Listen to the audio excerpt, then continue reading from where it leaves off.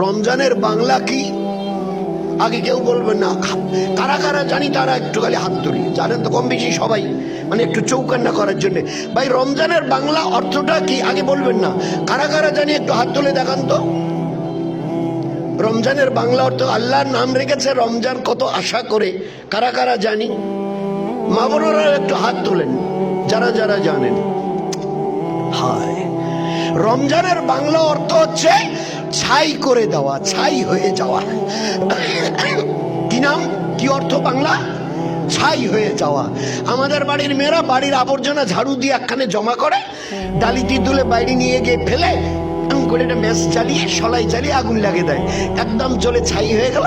ঝাড়ু দিয়ে সরিয়ে দিল, গোটা বাড়িটা ঝকঝকা তকতকা।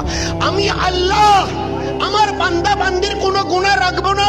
এই একটা মাসে তারা যদি কিছু করে দেখায়, রমজানের রোজা, তারা ঈশার পরে তারাবি, কোরআনে পাকের তেলাওয়াত আর কোরআনে পাকের আমালের দাওয়াত, এতটুকু এরা যদি করে না, তো এদের 11 মাসের গুনাহ আর এটা তো আছেই, পিছনের তাদের 12 মাসের কোনো গুনাহ বাকি রাখবো না। সমস্ত গুনাহকে জ্বালিয়ে ছাই করে দিয়ে এদের জীবনকে পাকসাপ করে দেব।